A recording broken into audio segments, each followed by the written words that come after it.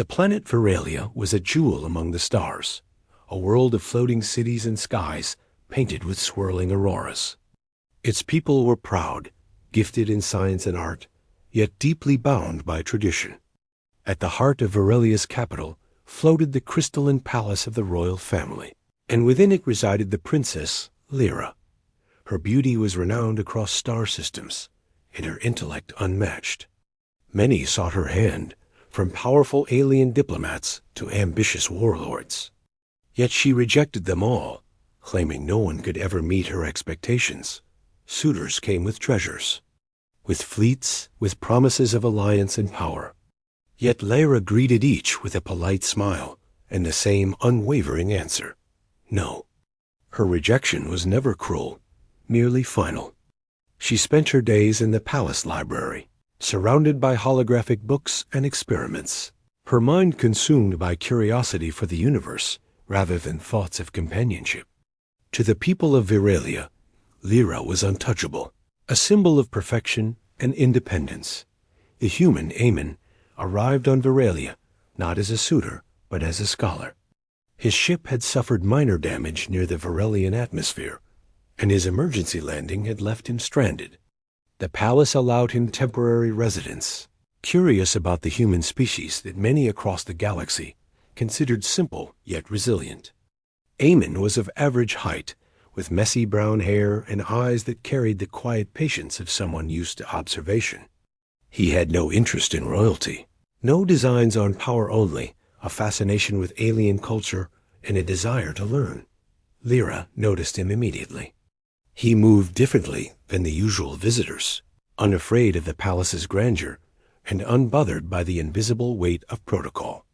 Where other visitors bowed repeatedly, whispered in reverence, and sought her favor, Aemon spoke plainly, laughed freely, and asked questions as though they were equals.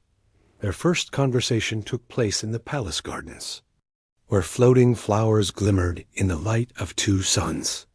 Lyra had been studying the plant's unusual photosynthesis, and Aemon asked about the peculiar shapes of their leaves. She explained in meticulous detail, noting the chemical compounds and their interactions with light. Instead of being impressed in the expected way, Aemon smiled thoughtfully. "That's fascinating," he said. "But could you make it even more efficient if you rearranged the light channels?" Lyra blinked. No one had ever challenged her ideas so directly. Suitors had praised her knowledge, but none had questioned it. She found herself intrigued, almost impatient to continue the discussion. The day passed with debates, with laughter, and with quiet observations of the stars beyond the gardens. Days turned into weeks. Lyra found herself seeking Aemon's presence, feeling an unfamiliar pull toward conversation that went beyond science. He was unassuming, yet keenly perceptive. He did not flatter her or attempt to impress.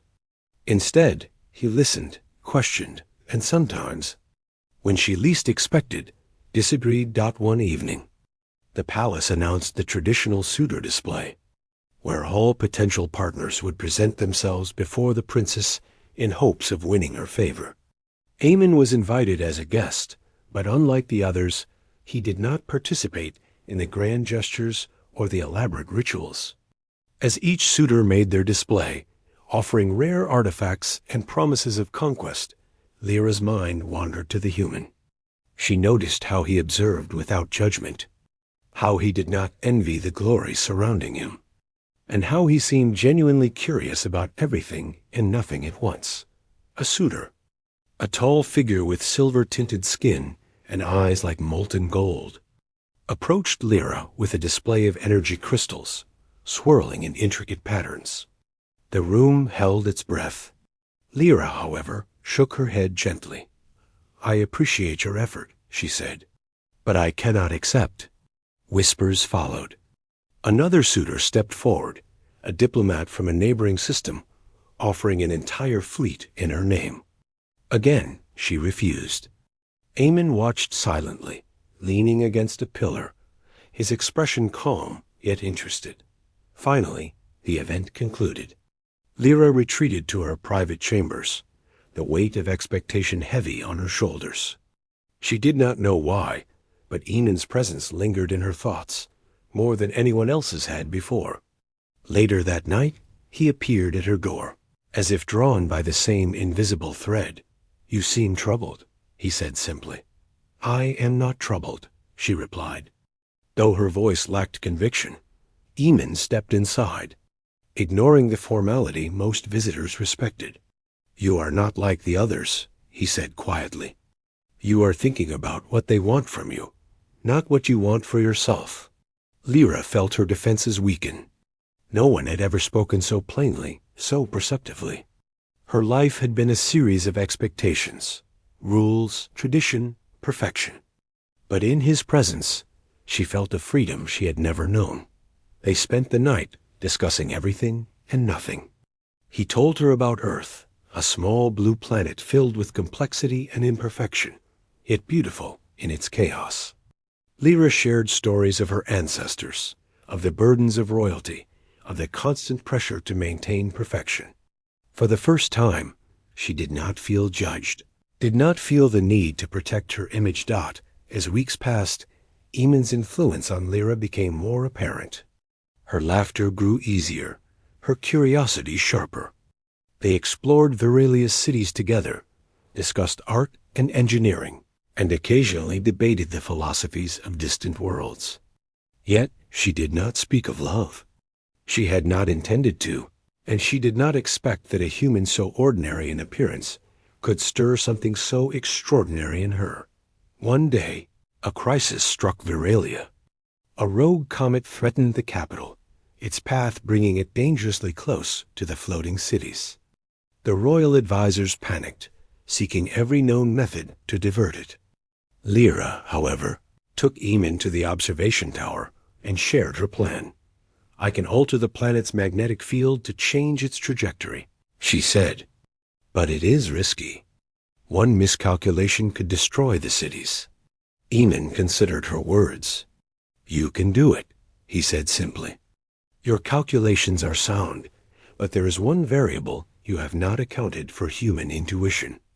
Sometimes observation and instinct can catch what data cannot." Together, they worked tirelessly. Lyra adjusted the field, while Eamon monitored subtle shifts in the comet's trajectory, offering insights she had not considered. The night sky burned with energy as magnetic pulses pushed against the comet's path. Finally, with a final adjustment, the comet diverted safely into the atmosphere, burning harmlessly before reaching the cities. The people of Verelia cheered, celebrating their princess's brilliance. Lyra, however, found herself staring at Eamon, realization dawning. For the first time, she felt a connection she could not rationalize away. A bond formed not from tradition or expectation, but from trust, understanding, and mutual respect. "You caught me off guard," she said softly. When they were alone, Eamon smiled, a gentle tilt of his head. Sometimes the unexpected shows us what we need most. Weeks later, the royal court gathered again for a ceremonial event. This time, there were no suitors, no displays of power. Lyra walked beside Eamon, her hand brushing against his as naturally as breathing. She had not announced anything, yet the court whispered and stared, astonished at the princess's choice. She did not need to explain herself. For the first time, she had chosen freely, and that choice was a human. Eamon did not seek her title, nor did he crave influence. He had simply been himself, and in doing so, had shown Lyra a world beyond expectations, beyond perfection. Her rejection of all others had been absolute, but in him, she saw the possibility of partnership, of equality, of life lived fully rather than measured by the weight of tradition. Months passed, and their bond only strengthened. Lyra invited Eamon to join her in diplomatic missions, where he offered insights grounded in humanity's unique perspective. His unassuming nature earned respect in ways no display of wealth or power could. Together, they brokered peace between neighboring systems, introduced new technologies, and shared knowledge that bridged the gap between species. One quiet evening, as the twin suns dipped below the horizon, Lyra stood on the palace balcony, watching the skies. Eamon joined her, carrying a small book from Earth, worn at the edges but treasured. "Do you remember the first time we spoke?" he asked. She nodded. "You asked about the floating flowers, and you explained everything," he said, smiling. "You were brilliant, and I was curious. I think that has not changed." "No," she admitted, "but everything else has." For the first time, Lyra allowed herself to imagine a future unbound by duty, unshaped by expectation. She saw laughter, exploration, quiet moments of understanding, and challenges faced together. She saw partnership not as a surrender, but as a choice. And in that moment, she realized that the human who had caught her off guard had done more than win her affection. He had shown her the true meaning of freedom. The night settled over Viralia, calm and shimmering with the glow of distant stars. Lyra leaned her head against Eamon's shoulder, feeling the steady warmth of his presence. No ceremony, no declaration, no display of power could replace what they had found in each other. A connection beyond species, beyond tradition, beyond expectation. For the first time, the princess understood that rejecting all others had not been about disdain, but about waiting. Waiting for someone who would not merely admire her, but see her. And in a quiet, unassuming human, she had found exactly that. And so, amidst the floating cities and the swirling auroras, the princess and the human forged a new path, one guided not by